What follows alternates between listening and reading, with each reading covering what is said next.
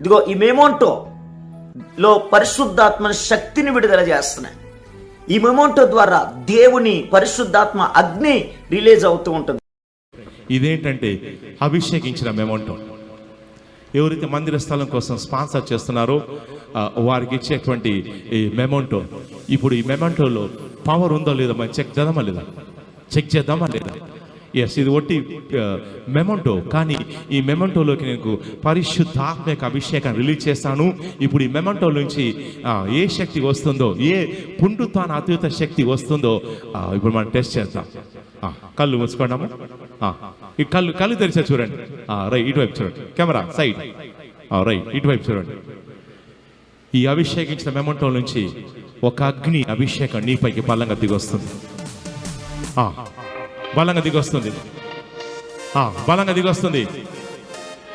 Yes, మీ మీదికి బలంగా దిగొస్తుంది.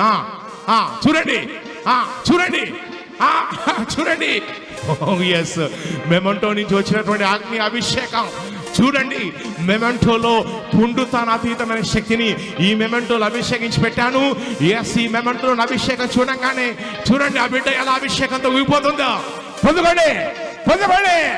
Yes, పొందుకోండి. మీరు కూడా ఎస్, ఈ మెమోంటో వైపు మీ చేతులు చాపండి. మీ మెమోంటో వైపు మీ చేతులు చాపుతుండగా ఒక పుండుతాన అతీతమైన శక్తులు ఈ అభిషేకించిన మెమోంటో నుంచి మీలోనికి ప్రవేశిస్తున్నాయి, మీలోనికి వస్తున్నాయి. ఈ అతీతమైన శక్తి మిమ్మల్ని సందర్శిస్తుంది. రిసీవ్ చేసుకోండి. ఎక్కడున్నా కానీ అభిషేకం, వాక్య అభిషేకం యేసుక్రీస్తు నామములో ఊపేస్తుంది, తిప్పేస్తుంది, శక్తుల్ని కాల్చేస్తుంది. వాక్ని ఒక్కొక్కరి మీదకి వాక్ని దిగొస్తుంది. పొందుకోండి. మీ ఒంట్లో ఉన్నటువంటి శక్తులు అన్ని కూడా కాలిపోతున్నాయి. నూతన బలం మీ మీదకి వస్తుంది యేసుక్రీస్తు నామములో. Praise the lord. ప్రభువును రక్షకుడైన యేసుక్రీస్తు నామములో మీ అందరికీ వందనాలు తెలియజేస్తూ ఉంటున్నాను. చూసారుగా, ఇప్పుడు వరకు మెమోంటోలో దేవుని యొక్క శక్తి, మెమోంటో ద్వారా పరిశుద్ధాత్మ అగ్ని, పరిశుద్ధాత్మ శక్తిని నేను రిలీజ్ చేస్తున్నాను. ఈ మెమోంటోను నేను ప్రతిష్ఠించాను, అభిషేకించాను. ఈ మొమెంటోలో దేవుని అభిషేకం, దేవుని శక్తి వెళుతూ ఉంటుందని ఇప్పుడు కొత్త రకమైనటువంటి మరొక బోధ మనం చూడగలుగుతూ ఉంటున్నాం. ఇక్కడ మెమోంటో ఎవరికి ఇస్తున్నారు అని అంటే, ఎవరైతే అక్కడున్న మందిరానికి ఎవరైతే స్పాన్సర్ చేస్తారో కొన్ని వేలు, కొన్ని లక్షలు స్పాన్సర్ చేసేటటువంటి వారికట ఒక 150 రూపాయలు లేక 100 రూపాయలు ఖరీదు చేసేటటువంటి ఒక మెమోంటో, అది కూడా ఎవరు స్పాన్సర్ చేశారో ఆ స్పాన్సర్ చేసేటటువంటి వ్యక్తి యొక్క ఫోటో మీద కాదు ఆ మెమోంటో ఇవ్వటం, ఫోటో పెట్టి కాదు. ఎవరైతే స్పాన్సర్ చేశారో వారి పేరు పెట్టి లేక ఆ పేరును అక్కడ రాసి ఒక గుర్తుగా వాళ్ళ పేరు కూడా అందులో మెన్షన్ చేసి ఇచ్చేది కూడా కాదు. ఇప్పుడు ఆ మెమోంటో ఏ సంఘానికైతే వారు స్పాన్సర్ చేస్తున్నారో మందిరం కొరకు కొన్ని లక్షలు వేలు ఖర్చు స్పాన్సర్ చేసేటటువంటి వారికి 150 రూపాయలు లేక 100 రూపాయలు ఖరీదు చేసేటటువంటి మెమోంటో వారికి ఇవ్వటం, దానికి ఒక కొత్త రకమైనటువంటి బోధను లేక కల్పితమైనటువంటి మాటలను వారు మరలా దానికి జోడించటం. ఏంటి అని అంటే, ఇదిగో ఈ మెమోంటోలో పరిశుద్ధాత్మ శక్తిని విడుదల చేస్తున్నాయి. ఈ మెమోంటో ద్వారా దేవుని పరిశుద్ధాత్మ అగ్ని రిలీజ్ అవుతూ ఉంటుంది. ఇదిగో చూడండి, ఇప్పుడు వరకు మీరు వీడియో చూస్తుంటారుగా. ఇదిగో ఈ మెమోంటోలో దేవుని శక్తి వస్తూ ఉంది, దేవుని అగ్ని వస్తూ ఉంటుంది అని ఇలా భయంకరమైనటువంటి మాటలు ఇలాంటివి వినబడుతూ వస్తూ ఉంటున్నాయి. అంటే పరిశుద్ధాత్ముడు వీరి చేతిలో ఉన్నట్టు, పరిశుద్ధాత్ముడు వీరు ఏం మాట్లాడమంటే ఆయన అలాగా మాట్లాడేస్తున్నట్టు, పరిశుద్ధాత్ముడిని వీరు ఎలాగైనా వాడేసుకుంటారు. మేము ఎలా చెబితే అలా పరిశుద్ధాత్ముడు పనిచేస్తాడు, తలు కట్టేస్తాడు. మేము కూర్చోమంటే కూర్చుంటాడు, మేము నుంచోమంటే నుంచుంటాడు, మేము వెళ్ళమంటే వెళ్తాడు, నిలిచిపోమంటే నిలిచిపోతాడు. పరిశుద్ధాత్ముడు ఎవరు అనంటే, ఇదిగో మా చేతిలో ఉన్నాడు ఆయన. ఆట ఆడమంటే ఆడుతాడు, కూర్చోమంటే కూర్చుంటాడు అనేటువంటి రీతిగా పరిశుద్ధాత్మని చాలా తక్కువ చేసి చాలా చులకనగా చూస్తున్నటువంటి మాటలు వింటే చాలా హృదయాన్ని గాయపరిచి చాలా హృదయానికి వేదన కలిగజేసేటటువంటి విషయం కనబడుతూ ఉంటుంది. ఎందుకు ఇంతలా పరిశుద్ధాత్ముని పేరు పెట్టుకొని ఇలా ఎందుకు ప్రవర్తిస్తున్నారో నాకు అర్థం కావట్లేదు. మనం అనుకుంటే పరిశుద్ధాత్ముడు ఆ మెమోంటులోకి వెళ్ళిపోతాడా? మనము చెప్పేస్తే పరిశుద్ధాత్మని శక్తి ఆ మెమోంటులకు వెళ్ళిపోయి ఆ శక్తి ద్వారా మరికొంతమంది మెమోంటు ద్వారా మరికొంతమంది తాకబడిపోతారా? మనం అనుకుంటే పరిశుద్ధాత్మ దేవుడు అగ్ని ఆ మెమోంటులోకి రిలీజ్ చేసేసి అనేక మందిని కాల్చేస్తుందా? అసలు పరిశుద్ధాత్ముడు ఎక్కడి నుంచి వస్తాడు? తండ్రి అయినటువంటి దేవుని దగ్గర నుండి పరిశుద్ధాత్ముడు వస్తాడని దేవుని లేఖనం సెలవిస్తూ ఉంది. యేసు ప్రభువే సాక్షార్థంగా లేకపోతే ఆయన చెప్పిన మాట ఏంటంటే, తండ్రి యొద్ద నుండి పంపబోవు ఆత్మ అన్నాడు. మరలా ఆయన చెప్పిన మాట ఏంటంటే, నేను తండ్రిని వేడుకుంటాను, తండ్రి యొద్ద నుండి మీ యొద్దకు పరిశుద్ధాత్ముడు వస్తాడు అని చెప్పాడు. పరిశుద్ధాత్ముడు ఎక్కడి నుంచి వస్తాడు అనంటే, బైబిల్లో రాయబడినటువంటి స్పష్టంగా రాయబడినటువంటి విషయం యోహాను సువార్తలో 14వ అధ్యాయం 16వ వచనంలో రాయబడిన మాట, నేను తండ్రిని వేడుకొందును, మీ యొద్ద ఎల్లప్పుడూ నుండుటకై వేరొక ఆదరణకర్తను సత్యస్వరూపియగు ఆత్మను మీకు అనుగ్రహించును అన్నాడు. యేసు ప్రభు వారు అంటున్న మాట, నేను తండ్రిని వేడుకుంటాను, మీ యొద్ద ఎల్లప్పుడూ ఉండుటకై ఒక ఆదరణకర్తను పరిశుద్ధాత్మని మీరు పొందుకుంటారు, మీ యొద్దకు పంపబడతాడు అని తండ్రి యొద్ద నుండి పంపబడు ఆత్మని బైబిల్ చెప్తూ ఉంది. అదే యోహాను సువార్తలో 15వ అధ్యాయం 26వ వచనంలో ఉంది, తండ్రి యొద్ద నుండి మీ యొద్దకు పంపబోవు ఆదరణకర్త అనగా తండ్రి యొద్ద నుండి బయలుదేరు సత్యస్వరూపి అయిన ఆత్మ వచ్చినప్పుడు మీరు నన్ను గూర్చి సాక్ష్యం ఇస్తారు అని ప్రభు చెప్పాడు. పరిశుద్ధాత్ముడు ఎక్కడి నుండి వస్తున్నాడు? తండ్రి యొద్ద నుండి మన యొద్దకు పంపబడినటువంటి ఆత్మ దేవుడాయన. అంటే ఇప్పుడు మనం ఎలాగనుకుంటున్నాం, కొంతమంది కొత్త బోధకులు లేకపోతే ప్రజలను మభ్యపెట్టడానికి, ప్రజల దగ్గర కొంత సంపాదించుకోవటానికి ఇప్పుడు పరిశుద్ధాత్ముడు వీరి చేతిలో ఉండి వీళ్ళు ఆడమంటే ఆడుతాడు, కూర్చోమంటే కూర్చుంటాడు అన్నట్టుగా వ్యవహరిస్తూ, ఇదిగో పరిశుద్ధాత్మని ఈ మెమోంటోలో దేవుణ్ణి పరిశుద్ధాత్మ శక్తిని విడుదల చేస్తున్నాను అంటున్నాడు. ఈ మొమెంటోలో పరిశుద్ధాత్మ అగ్ని రిలీజ్ చేస్తున్నాను అంటున్నాడు. ఇప్పుడు వరకు దేవుని శక్తి నూనె బాటిల్లో ఉంది, దేవుని శక్తి కచ్చిపుల్లో ఉంది, దేవుని శక్తి ఈ అరటిపల్లో ఉంది, దేవుని శక్తి యాపిల్లో ఉంది, దేవుని శక్తి చాపలో ఉంది అనే కొత్త బోధలు వినుకుంటూ వచ్చాం. కానీ ఇప్పుడు మరొక క్రొత్త బోధ వినబడుతూ ఉన్నది ఏంటంటే, మెమోంటోలో దేవుని శక్తిని పరిశుద్ధాత్మ అగ్నిని విడుదల చేసేటటువంటి పరిస్థితులు. ఎందుకయ్యా పరిశుద్ధాత్మని అంత తక్కువ చేసి మాట్లాడటం, అంత తక్కువగా ఎందుకు పరిశుద్ధాత్మని చూపించటం? బైబిల్ చెప్తూ ఉంది, ఆయన మీ మీదకు వచ్చినప్పుడు, పరిశుద్ధాత్ముడు మీ మీదకు వచ్చినప్పుడు మీరు శక్తి పొందెదరు అని దేవుడు అన్నాడు.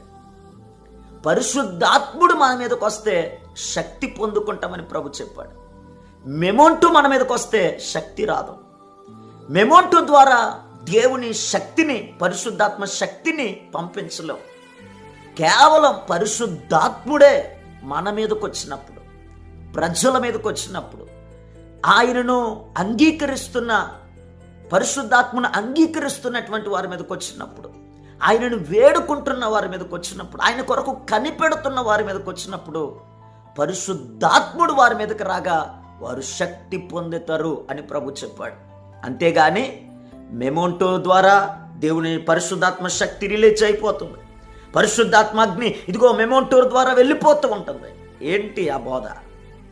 ఏంటి ప్రజలను మభ్యపెట్టేటువంటి ఆ రకమైనటువంటి మాటలు? మందిరం కొరకు సపోర్ట్ చేయండి. మందిరం కడితే దేవుడు మిమ్మల్ని దీవిస్తాడు. మందిరానికి మీరు ప్రోత్సహిస్తే దేవుడు మిమ్మల్ని ఆశీర్వదిస్తాడు. ఇలాంటి మాటలు చెప్పండి. ప్రేరేపించబడిన వారు ఇస్తారు. వారి కొరకు ప్రార్థన చేయండి. ప్రతి ఒక్కరూ మందిరానికి ఏదొక్క చిన్న తోడ్పాటు సహాయం చేయాలని మనసు కలిగిన వారే ప్రతి ఒక్కరు కూడా. మీరు సంఘంలో ప్రకటన చేయండి. లేకపోతే మీరు ఆయా స్థలాల్లో కూడికలు ఏర్పాటు చేసుకుంటున్నప్పుడైనా మీ దగ్గరకు వచ్చే ప్రజలకు ఒక మాట, మీ ఇంటి కొరకు కూడా కాదు గనక మందిరం కొరకు కనుక ప్రకటన చేయండి. తప్పు కాదు. ప్రేరేపించబడిన వారు, ఆసక్తి కలిగిన వారు, బ్లెస్ అవుతామో మందిరం కొరకు మేము సహాయం చేస్తే అన్నవారు తప్పకుండా వారు ముందడుగు వేస్తారు చేయటానికి. కానీ మనుషుల దగ్గర ఇదిగో మీరు మందిరానికి స్పాన్సర్ చేస్తేనే ఈ మొమెంటో ఇస్తాం, మీరు మందిరానికి స్పాన్సర్ చేస్తేనే ఈ మెమోంటో ద్వారా మీరు శక్తిని మోసుకొని వెళ్తారు, ఈ మెమోంటోలో పరిశుద్ధాత్మ శక్తి ఉంది, ఈ మెమోంటోలో పరిశుద్ధాత్మ అగ్ని ఉంది. ఇలాంటి తప్పుడు బోధలు, ఇలాంటి తప్పుడు మాటలు, ఇలాంటి కల్పితమైనటువంటి కథలు అల్లొద్దు. ఈ మెమోంటో ద్వారా దేవుని యొక్క శక్తి వచ్చేస్తుంది. ఇదిగో ఊపేస్తుంది అని కేకలు పెడుతున్నారు. ఏంటయ్యా, ఏంటి ఆ కేకలేంటి? ఇదిగో మెమోంటోలో దేవుని శక్తి వచ్చేసి ఊపేస్తుంది తిప్పేస్తుంది అని చెప్పి కేకలేంటి అవి? ఊపేయటం, తిప్పేయటం, అసలు వాడేటువంటి పదాలు ఏ రీతిగా ఏంటి వాడుతున్నారో అర్థమవుతుందా? మనం ప్రజల దగ్గర ఉండి మాట్లాడేటువంటి మాట ఏంటి మాట్లాడుతున్నాం? క్లారిటీ అనేటువంటిది ఉండాలిగా. నేను మరలా చెప్తున్నాను, పరిశుద్ధాత్ముడు వచ్చినప్పుడు మీరు శక్తి పొందుతారు. పరిశుద్ధాత్ముడు ఎవరిలోనికైతే వస్తాడో వారికి సమస్తము బోధించబడతాయి అని బైబిల్ చెప్తూ ఉంది. మరలా అక్కడ ఏమంటారు? ఇదిగో మెమోంటోలో నూతన బలం పొందుకోండి. నూతన బలం మెమోంటోలో నుంచి వచ్చేది నూతన బలమా? యేసుప్రభు వారు ఏమన్నారు? దేవుని వాక్యం ఏమంటుంది? యెహోవా కొరకు ఎదురు చూచువారు నూతన బలమును పొందుతారు అన్నాడు.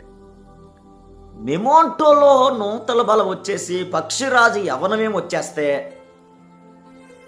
ఇంకా దేశంలో ఉన్న ప్రతి క్రైస్తవుడు కూడా మెమోంటో తీసుకుని వచ్చేసి నూతన బలం వచ్చేస్తుంది ఇందులో నుంచి అని ఇంకా ప్రతిరోజు ఆ మెమోంటో ఇంటి దగ్గర పెట్టుకుని కూర్చుంటే 150 రూపాయలు మీ దగ్గర ఆ మెమోంటో కొనుక్కొని, లేకపోతే మీరు ఫ్రీగా ఇస్తారు. దేనికి? మందిరానికి స్పాన్సర్ చేస్తేనే ఫ్రీగా ఇస్తారు. ఏదో మరి ఎంత స్పాన్సర్ చేస్తే మెమోంటో ఇస్తున్నారో తెలియదు, కానీ మీరు మాత్రం చెప్పిన మాట ఏంటంటే స్పాన్సర్ చేసేటటువంటి వాళ్ళకి, మందిరానికి స్పాన్సర్ ఏవైతే చేస్తున్నారో వాళ్ళకి ఇప్పుడు ఆ మెమోంటో తీసుకొని వచ్చి ఏం చేయాలి? ఇంటి దగ్గర పెట్టేసుకొని ప్రతిరోజు నూతన బలం వచ్చేస్తుంది. బైబిల్ ఏం చెప్పిన మాట ఏంటి? మీరు యెహోవా కొరకు ఎదురు చూచేవారికి నూతన బలం అని ప్రభు చెప్పాడు. రెండోది, బలమిచ్చేవాడు దేవుడు అని చెప్పాడు. ఆయన ఆశ్చర్యకరుడు, ఆలోచనకర్త, బలవంతుడైన దేవుడు అని ప్రభు చెప్పాడు. మెమోంటోలో బలం వచ్చేయడమా? మెమోంటో ద్వారా శక్తి వచ్చేయడమా? మెమోంటో ద్వారా ఊగిపోవడమా? మెమోంటోలో నుంచి వచ్చేటటువంటి మరి శక్తి ద్వారా కడుపు తిప్పేయడమా? తిప్పేస్తుంది. రెండోది ఊపేస్తుంది.